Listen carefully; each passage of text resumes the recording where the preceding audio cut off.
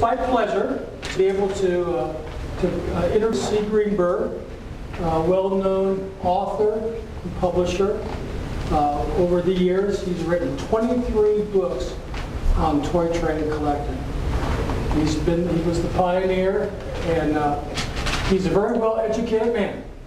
Bruce is a graduate, a Bachelor of Arts degree from Princeton University.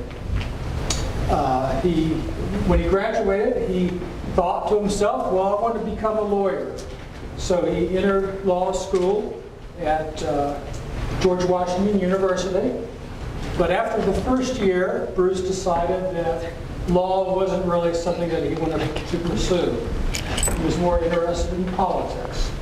And so he attended the University of Michigan, and he received a degree, as a PhD degree in political science from the University of Michigan. He then spent 3 years teaching at Knox College in Galesburg, Illinois. We all know Galesburg.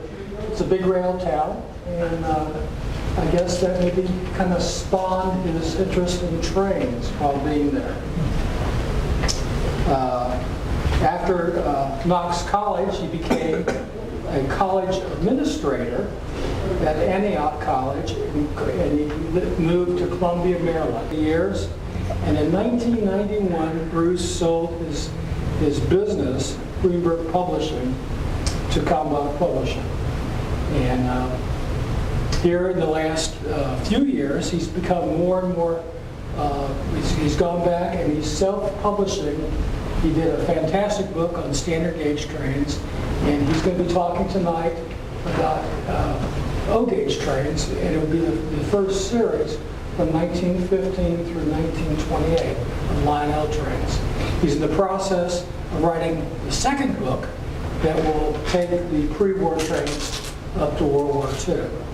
And he's working on that right now. So that's something to look forward to.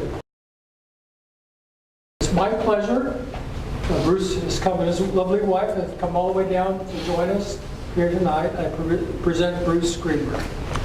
Thank you very much, Peter.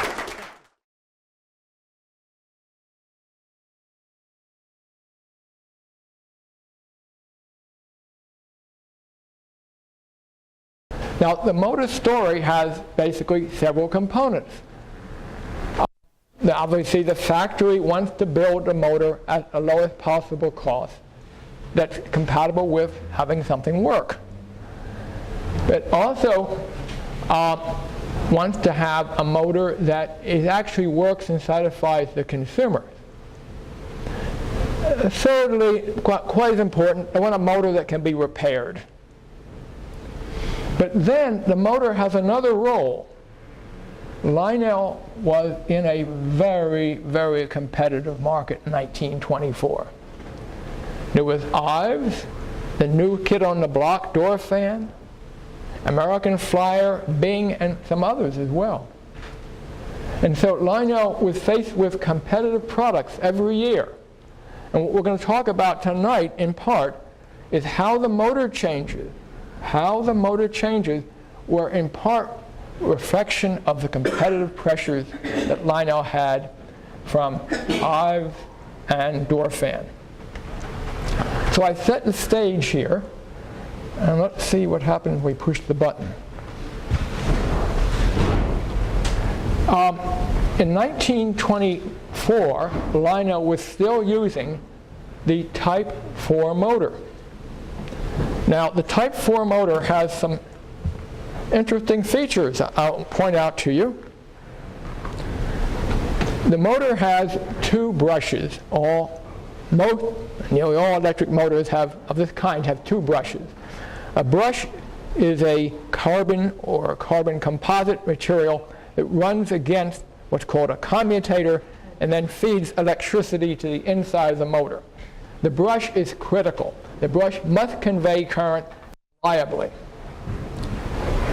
This particular design has a phosphor bronze spring, a little strip of metal. It's no more than probably a little more than 1/8 of an inch and it's about this long. It goes from here to here. And it's a spring. So it puts pressure against the commutator. It pushes the brush against the commutator, which is what you want. You want this brush pushing against the commutator, not floating free. Well, phosphor bronze is a very fine material. It's a spring material.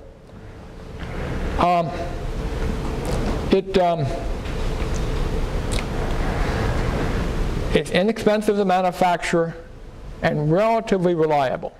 Here I'm showing you the inside where the phosphor bronze strip ends in a brush which is encapsulated in a copper cap with a rivet in between. And there are two brushes here. Now, as students of motors, you know that motors get hot. And get very hot. And the brush commutator place is a place that gets very hot. Unfortunately, the phosphor bronze spring will lose its temper, lose its springiness if it gets too hot. And what happens then? Oh, heck. One unhappy boy. Yes, and the factory gets a return. The dad says, we won't buy any more of that kind.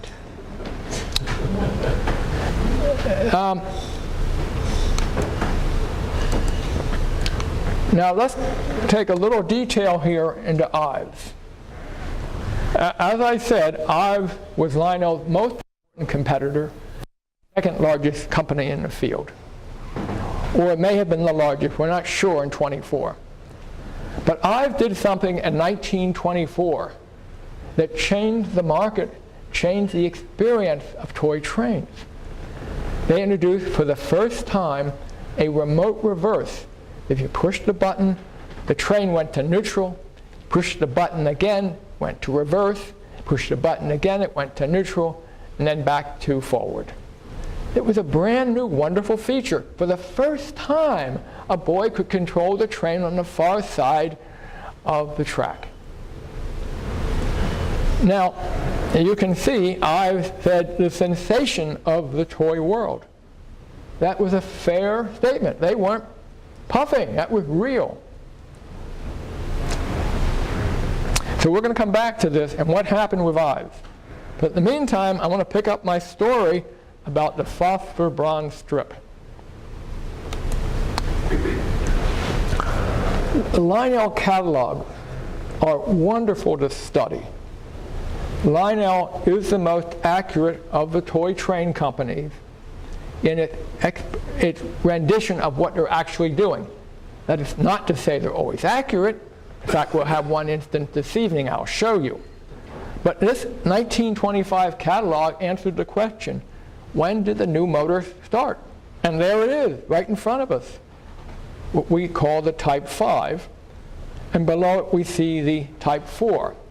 They were continuing both at the same time because the older trains in the line were still using the Type 4, but they were really proud of their Type 5. Why were they so proud of Type 5? The Type 5 motor design reduced operating problems because they replaced the phosphor bronze strip with just little steel springs. They're little steel springs, which were much less sensitive to heat and heat problems. It was a very clever solution. Not only did they do that, but these are much easier to replace. Have any of you ever tried to replace the brushes in a Type 4? What do you have to say? Thank you. Okay. And Type 5, what do you think about that? Great. I didn't pay them either. Okay, really nice engineering. I like this. And they also made a very nice form. I like rectangular forms. Rectangular on 3 sides and irregular on the 4th. So, it was a substantial improvement of motors. Bruce, did they patent that? I assume they did, but I have not. Great question. Maybe we'll look it up. We'll do research. Yes, well, we should do.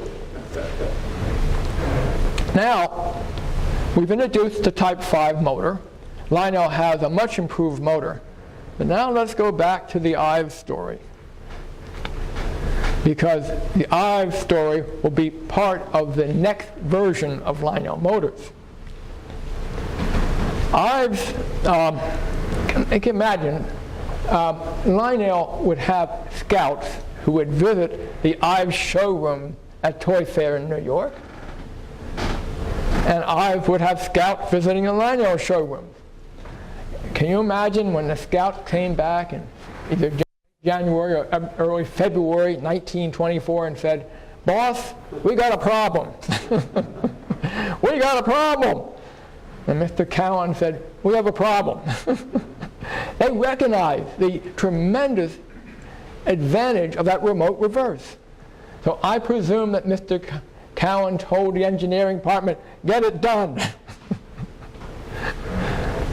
The problem was, of course, how do you do a double pole, double throw switch remotely operating? It's not, today it's no problem, but 1925, 26, it's a little more difficult.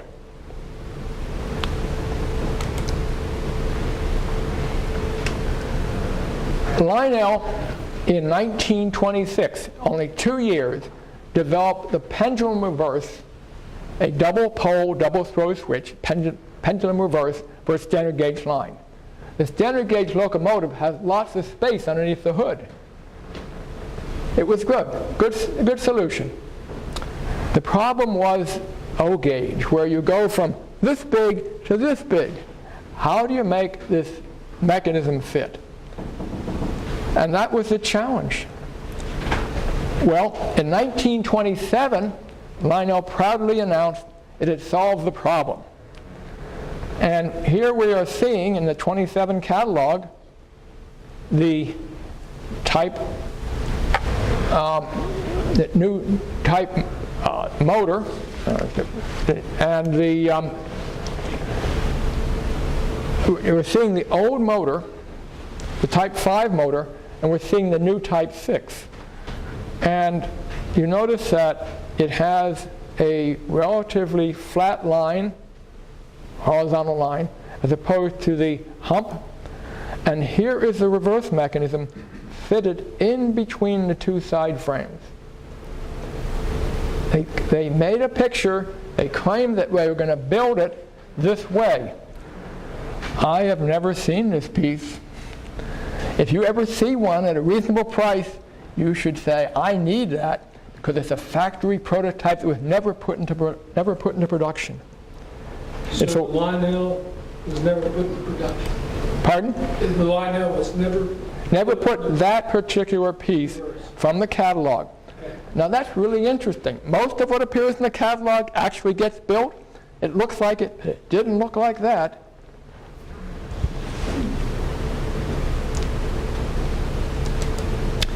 Here's what it looked like. How many of you have ever seen this before? How many of you ever seen this motor like this? How many? Only one. That's really interesting. Okay. Well, I hadn't seen it either until I started working on the book. And when I first started taking apart trains to photograph at my friend Marty Margolis's house, I said, "Egad, it's cumbersome. It's not sleek and handsome. It's too much." So they couldn't fit the reverse mechanism in between the side frames as they showed in the previous drawing. But it worked, and it was in the line for a number of years. And what was that called? What was that reverse? It was called a pendulum reverse. Okay, we call it that. They simply gave it a part number. They probably called it remote reverse in the catalog. We call it pendulum reverse because it more or less looks like a pendulum. And we develop our own name for things to make it easy to remember.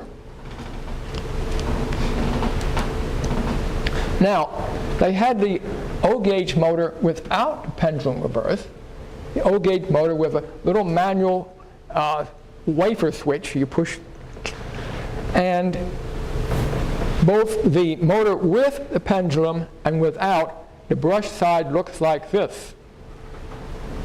Now, this brush side is very interesting. It's different from that. Remember, here it goes all the way across, and here, I'll show you a better picture, the brush holder is held in by two tabs, the tab here and the tab here. But here, the tabs are gone away, and instead, the brush unit is pushed out from the side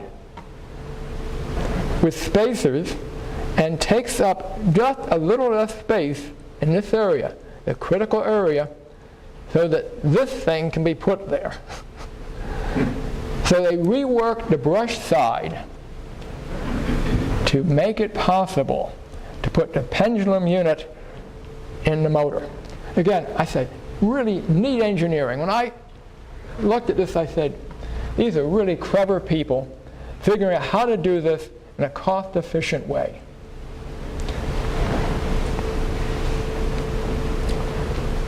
So this is all driven by Ives, all driven by the Ives remote reverse to create a pendulum unit, to create an O-gauge special for the pendulum.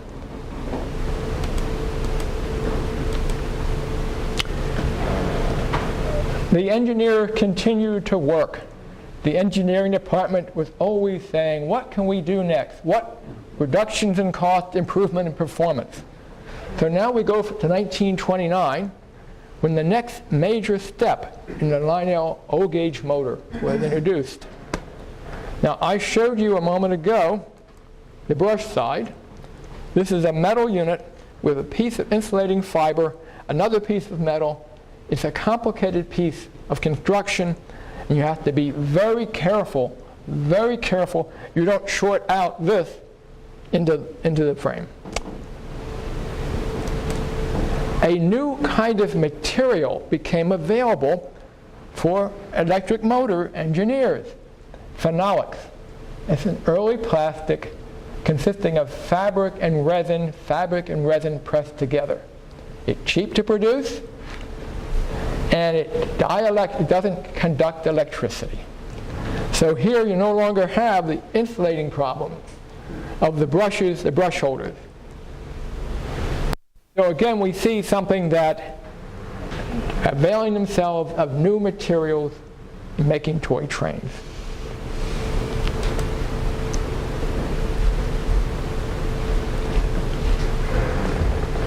It was a brush plate was simpler to manufacture and less costly.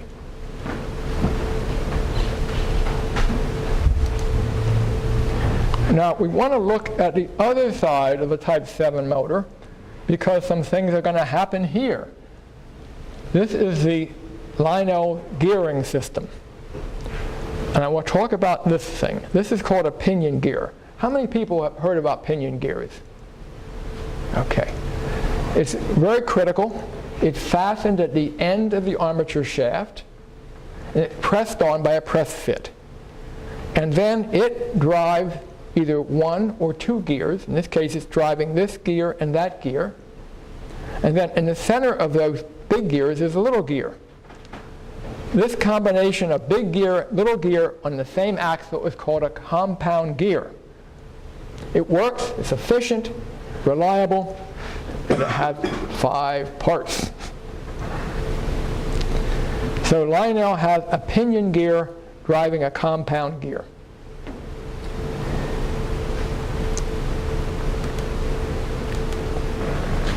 Now let's pick up the door fan story.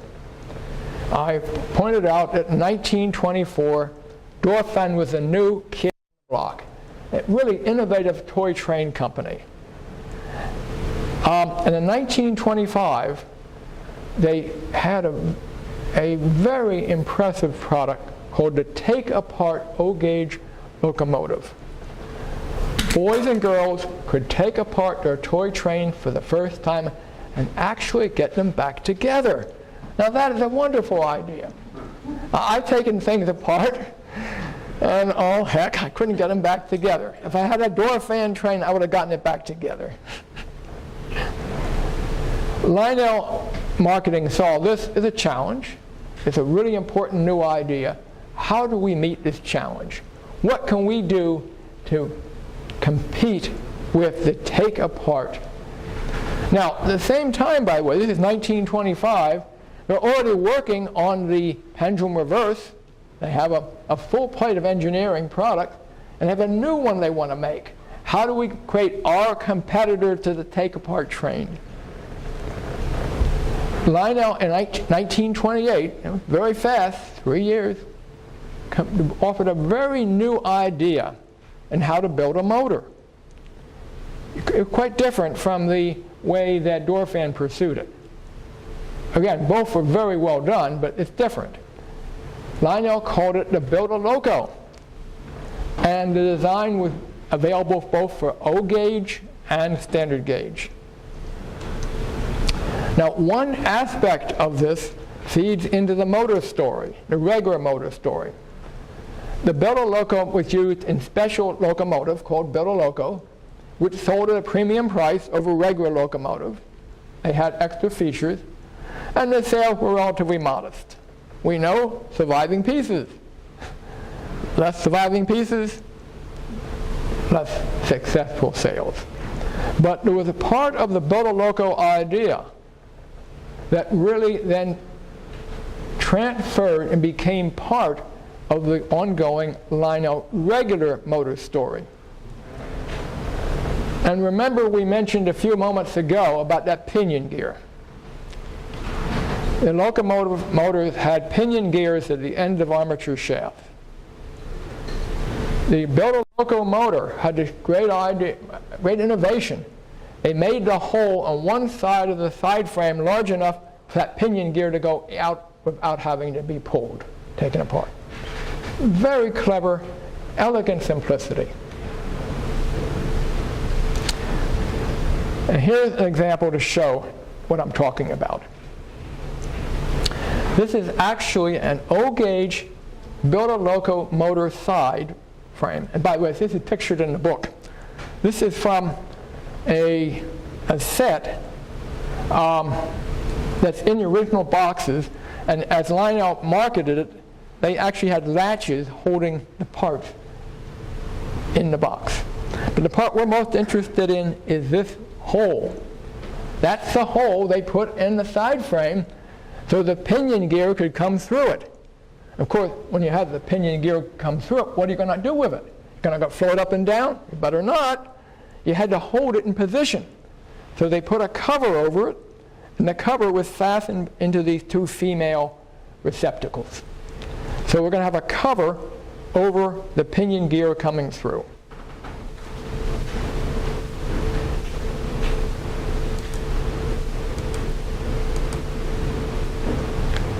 To support the motor shaft and pinion gear, Lionel designed a new gear support cover using the phenolic material. Oh, they used it on the brush side, now they're going to use it on the gear side. The first cover has a diamond shape. So if you have early 30s O-gauge locomotives, you can readily see that you can see the end of the diamond, and if you have a flashlight and look upside, you can really see the diamond shape. So this new method of supporting the pinion gear with the brush plate is really, again, ultimately derived from the Build-A-Loco competition with door fan.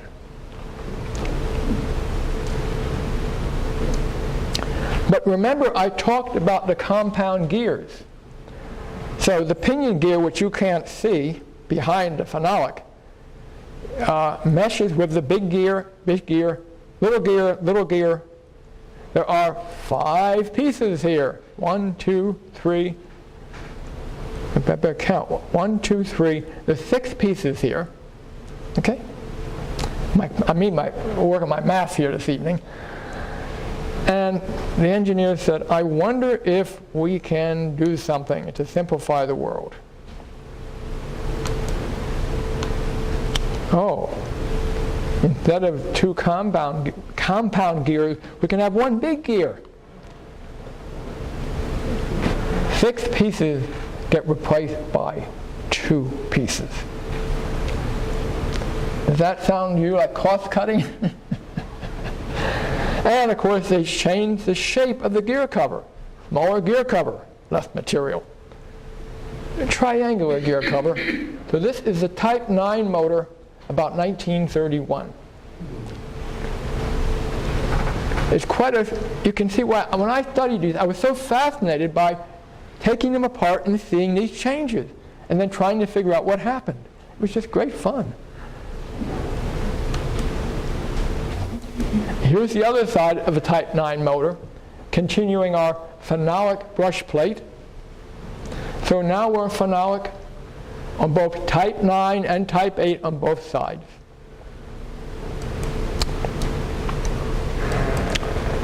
Now Ives again. The Ives story intersects Lionel again. Although the late 20s, mid-20s, were a period of enormous financial and commercial success in America, unfortunately Ives did not share that success. The Ives management really was remiss in meeting the competitive market. And I can tell you more about that later. But in any case, Ives ended up in bankruptcy in 1928. And often in bankruptcy, who wants to buy it? The competitors, obviously. And so Lionel, with American Flyer and Hafner, won the bidding for the Ives estate, bankrupt estate, in 1928 in New Haven, Connecticut. So they had a single bid together? It was a Yes. consortium? Yeah. They conspired. Yes. They negotiated with each other. Obviously, Lionel had the largest investment. Unfortunately, the consortium managed to lose money in 28, lose more money in 1929. And so at that point, Lionel, probably reluctantly, acquired the assets or the interest of both Hafner and American Flyer.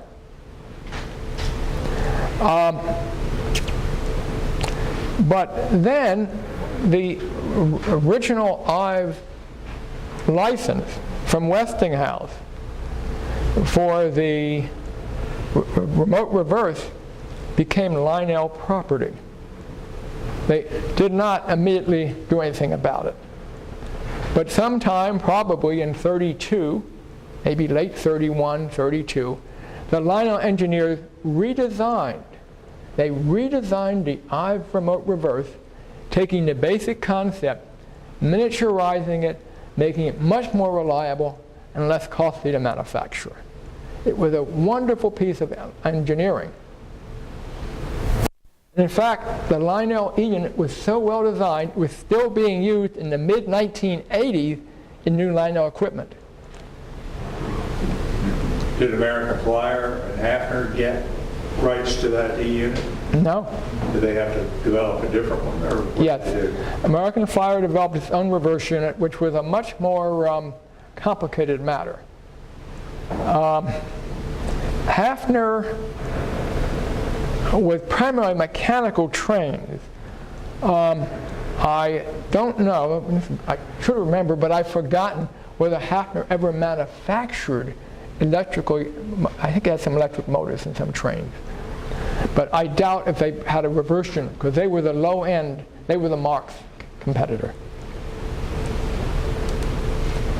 Well, so in 1933, Lionel said, we're going to put the reverse unit, a wonderful new reverse unit, in every locomotive we sell.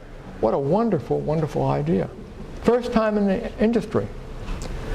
And so they're going to install the E unit.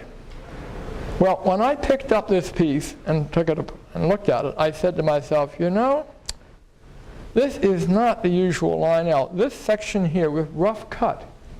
It was cut by obviously some kind of electric tool probably, or a hacksaw, but it was never finished. everything else about Lionel engineering has a finish to it, a sophistication. We are proud of what we make it look good.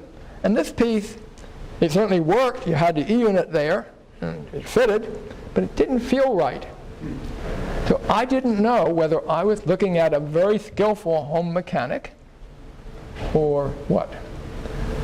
A month or two later, my friend Warren Kennedy from the West Coast, who was photographing and studying his collection, which appears in the book, sent me a picture of his. He said, "Bruce, there's something peculiar about this engine. That E-unit is kind of crudely put in a crudely cut out section." I said, "Warren, maybe this was the factory's first effort." I'm still not convinced. Then a couple months later, Ken Morgan writes me and says, "Bruce, I have this strange looking E-unit in a motor. With 3, the likelihood that the factory did it is very high." Now, think back about that initial model where the pendulum reverse was put beside the side frame. Remember how I showed you earlier that Lionel in initially the picture, let's see if I can show you the picture here. Where's the picture? Bear with me, because I think I want to show you that picture again. And I have to put my glasses on to see it.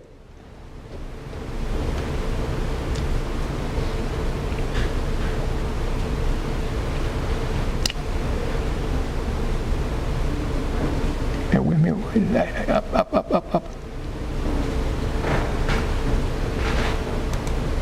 Nope, not that one. You know, I showed you the picture, but I'm not here. This one?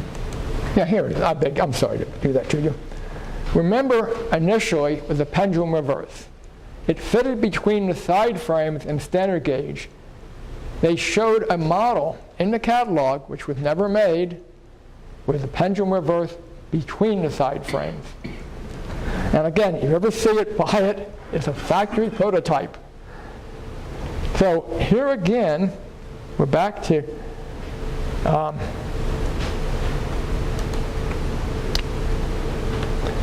so they put the E-unit between the side frames. Okay, very interesting, the engineering idea, but they weren't happy with that. And the following year, they did this. They hung it on a bracket outside the side frame. And again, remember the pendulum unit. They hung it over the engine from the back. And so I see the engineers coming up with the same solution to the same kind of issue. So this was the last version of the Lionel 253, also the last version of the 254, where you have the triangular gear cover over a single large gear. You have the phenolic on the other side, brush plate, and you have the E-unit hanging on the end.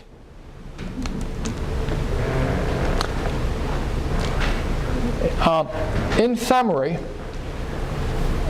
from 1924 through 1933 or 34, Lionel Engineering Department continually changed and improved the motor. You've seen steps this evening. And again, the motor is the most important part of the locomotive. Motor quality determines consumer satisfaction. So this evening I have recounted how Lionel both improved its motor and met competitive challenges from Ives and Dorfan.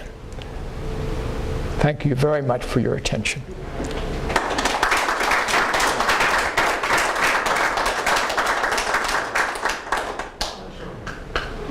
I have 2 questions. The first one, the difference, you're talking about, you mentioned the E-units and the motors, but was the motor, let's see, American Flyer had the best reverse unit. No, right. American Flyer came out with it first. But was the Lionel engine? American Flyer had the first reverse? No, Ives had the best. Excuse me, Ives had it. Okay.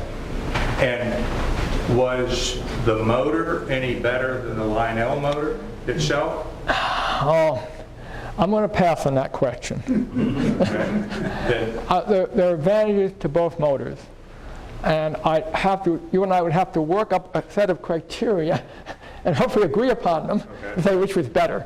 So I'm going to pass on that question. Well, the second part of that is within the 9 motors that Lionel had, did they get stronger and stronger as they got to the 6, 7, 8, and 9? Or were they all the same power? Well, motor performance is the result of the weight issue. How much weight is over the axle? How much power is available from the power supply? The number of windings. Again, I don't know how much the winding changed in what's called the field and the armature over this time period. There is a gentleman named Bob Hammond who's actually written some papers on this. He repairs motors, and if you have an O-gauge motor that needs repair, I highly recommend Mr. Hammond. So the answer to your question is Bob Hammond has it in the data, and I don't know whether Lionel changed the number of turns in the motors during this time period. Yes, sir. Mr. Greenberg, in your price guide, like on this particular locomotive, you list the 13 years that it was produced, but I don't recall that there's any price variation based on all these different motors. Does that affect the value of it? Are some of them rarer or more valuable than others? Very interesting question. The value of the items is largely what collectors are interested in. And collectors are primarily interested in the surface detail, the color of the locomotive. And particularly whether the color is easy to find or hard to find. And it's the nature of collectors that collectors value things that are hard to find. Each of you, when you think of your collection, has those pieces that are your special pieces that are hard to find, you rarely see elsewhere. So it's basically the physical appearance, particularly the paint color, and to a lesser extent the trim, that determines the value. And again, that would be my answer. That's interesting, still true today, because the last time that Mike Wolf was here, he said the number one determinant of a piece of rolling stock is the color. But then later, it's both supply and demand. For true collectors, wouldn't it be, I was wondering to what extent in the early 30s you would have had much less production, shouldn't you, because of the depression. But the demand by collectors should have been the same later, 10 years later, right? Or 20 years later. So shouldn't 30s shouldn't those engines in the 30s be more valuable? Well, what I think we think about collectors are generational. So first of all, what people collect is largely driven by their boyhood experiences and boyhood desire, except in the case of pre-war Lionel and pre-war American Flyer, there are very few people who were boys who had trains at that time that were still active. So this is a special thing. This is an acquired taste. So it's a special, different market. It's a different kind of market than the market for the desire of what you didn't have. As to color, I think as Mike is obviously speaking with great expertise as to selling new goods. I'm speaking here of what collectors are willing to pay, as we have been able to figure out. So the trains that appeal to people most are in part the rarity, but also there is a function of color and shape.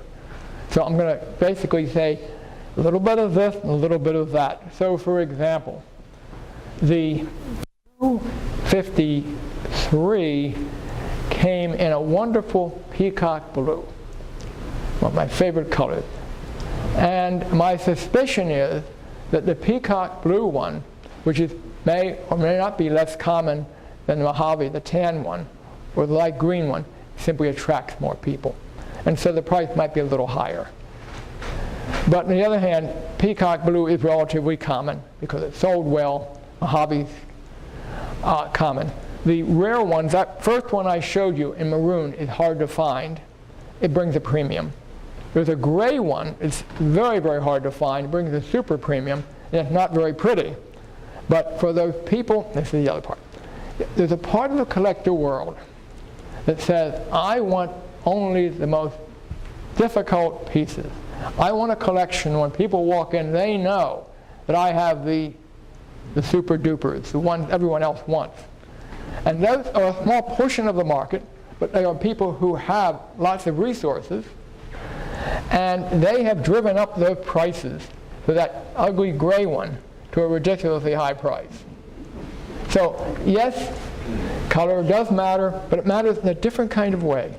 Bruce, when you were doing the price guides in the early years, how did you gather the information for the different colors as to the value? And who were your resources? How do you determine which ones are a little more difficult, first starting when you didn't know about it? Well, it was a real challenge. The answer is, I asked, quote, the old boys. I was a young kid, I asked the old boys, and some of the old boys were, oh, I'll tell you, Bruce, and others say, go away. And what I discovered, it's a great question about markets, recording prices in market. How do you reliably record prices, especially with the hundreds and hundreds of items? Well, what I discovered was I was able to entice, urge, plead people to go through my list of the items in that particular book and give me their estimates. I gave them a definition of the estimate. Ready sale at a big train meet. Okay? Ready sale at a big train meet. And what I discovered with people who I'm most indebted, by the way, really indebted, there was a real correlation between reporters. Now, one fellow would be $5 higher or $10 higher than the other fellow, but they would go up and down the same way, which really intrigued me. It meant that there was a shared psychological space created by people walking through halls that wasn't done by anybody organizing it. It was simply human beings in their heads who are market people kind of remember things. So some of you in this room, I'm sure, are really market people and are really good on numbers. And you can walk into a hall and say, that's too much or that's too little. Others of you are not really that interested, and you buy what you like, or you buy this or buy that, but you're not numbers people. And the number people know who they are. And they are really critical to my work in reporting on markets. Yes, sir. My question is that you described each type of motor as they improved it. Were there many, it seemed to me that they kept changing the brush arrangement and then later the gearing. Were there other parts, I'm assuming, from the original version, original type motor, that could be used throughout that period? I mean, they weren't redesigning the motor every time. There were a lot of parts you could use over and over again, the wheels, the axles.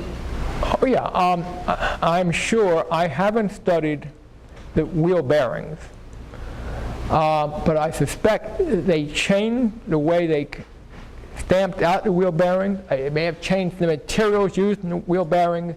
They may have changed how the wheel bearings were fastened into the side frames. We all know the wheels changed quite a bit. We know the wheels initially in this time period had spokes. They were made of a two-part, zinc alloy casting for the spokes, and the tread then covered with a steel rim and steel side was pressed on. Later, about 31, they decided they wanted a disc wheel rather than a spoke wheel. In the late mid-30s, they changed the materials for the wheels. So yes, there are other things going on. I could take you down the tour of the coupler story, which is another wonderful story because other than motors, the coupler is the single most important part, and they make millions of them. So what you're saying is, and this is what you started out to say, now it kind of brings it all together, is that the motor was so important to the satisfaction of the customer that Lionel really wasn't trying to save economies in transferring parts from model to model.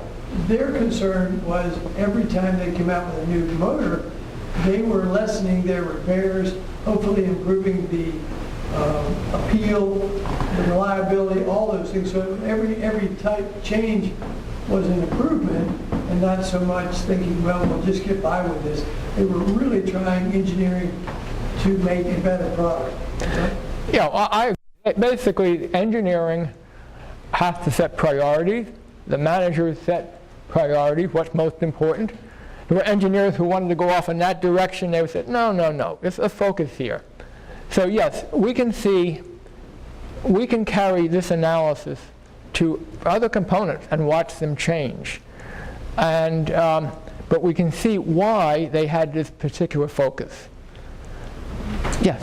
Am I answered the question? No? You are. I guess my final question, I'm just trying to get the flavor for all this, and you're doing a great job explaining it.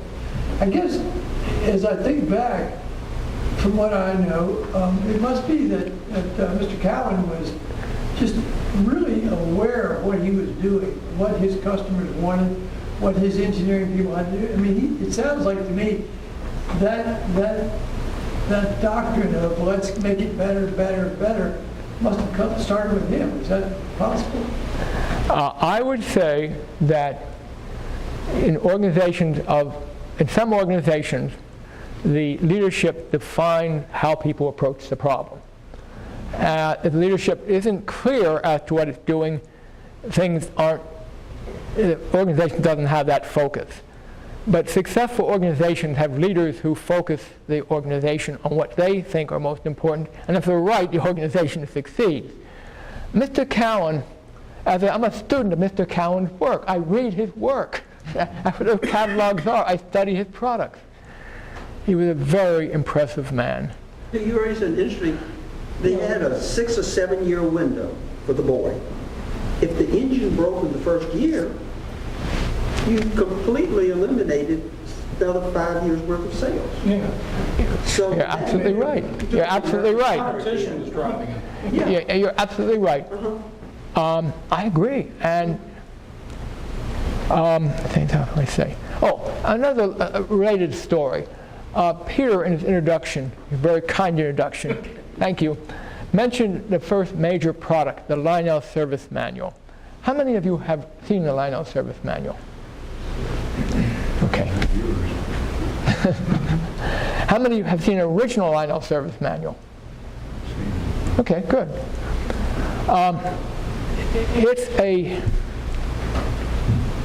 extremely unusual technical manual.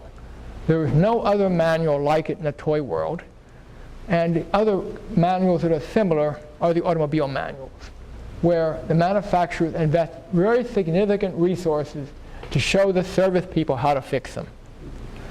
And it's a glorious manual. We've produced a few pages each month from 1946 to 63 or 65.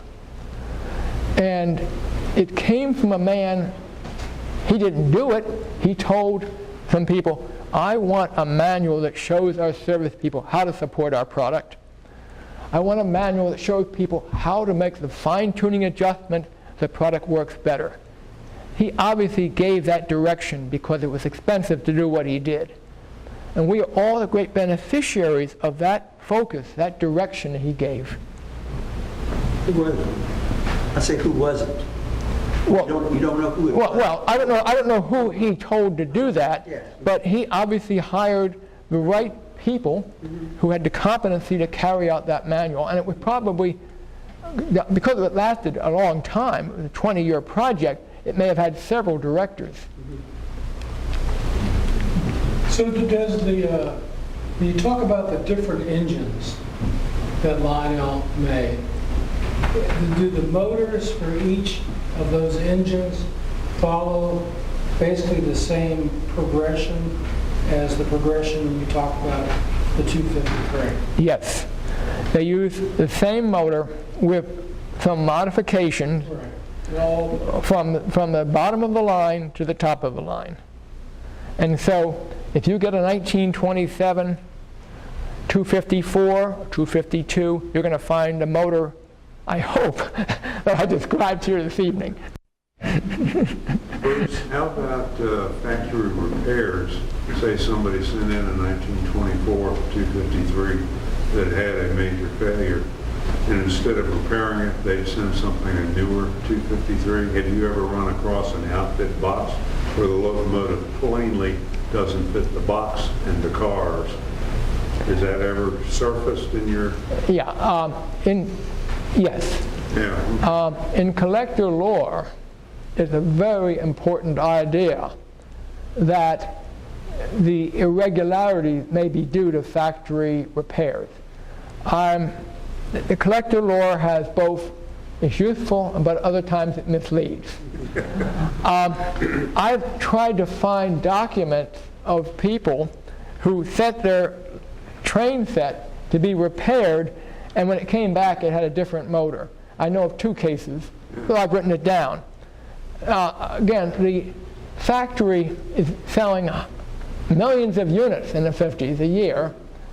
It's probably repairing 5,000 or 3,000. I'm just kind of make up some numbers. So that the proportion that actually get to the factory are relatively small.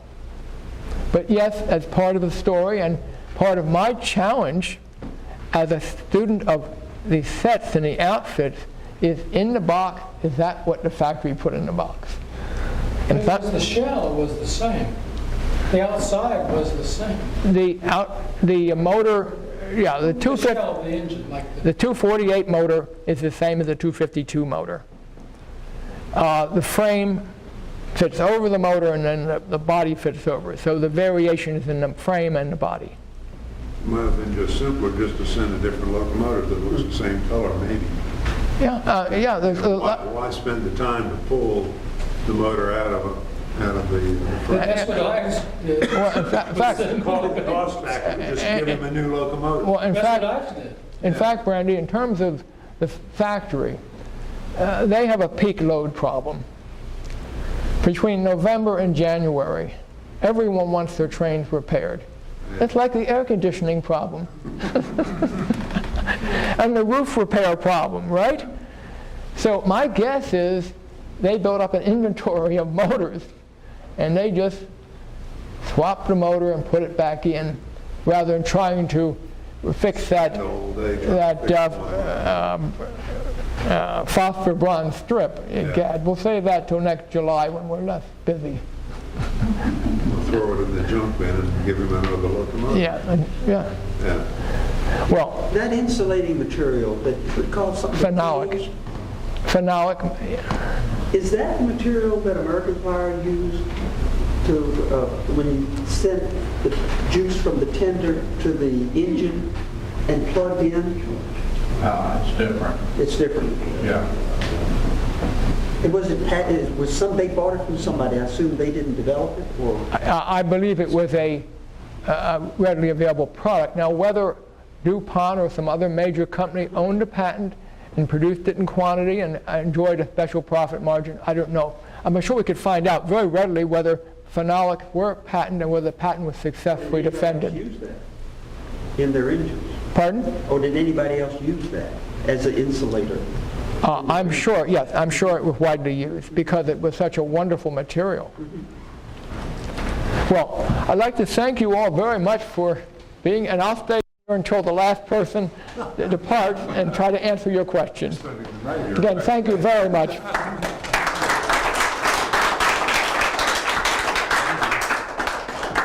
Bruce, just have a little, Hey, George, here it is right there. Give you a quick here. That's right. A little appreciation, really appreciate you and Linda coming. And thank you for George, coming. thank you very much. Again, I would appreciate, I'm honored by the chance to be here tonight. Thank you very much. So Bruce has his books back here. If you want to buy one, see Bruce or his wife, and it's a Bible. Bruce, what's the price of the book? $100. Oh, let me make one comment. Peter raised the question implicitly. The first book is called 1915-1928, but it actually contains trains that run into 35 and 36. What was I doing or trying to think about? The problem here is I want to carry a line through its story, but I also needed to divide the book because obviously I have 400 pages there. I can't have an 800 or 1,000 page book. It's ridiculous. So I chose 28 as a cutoff for new products. That meant that the O-gauge steamers, the 260 series, end up in the next book. But I didn't want to leave out any of my favorite 253s, and you'll find a 1936 253 in that book. So that's what the book actually is. I gave a title, but then I have to explain what I really meant. Thank you, people. Thank you very much. Have a safe trip back.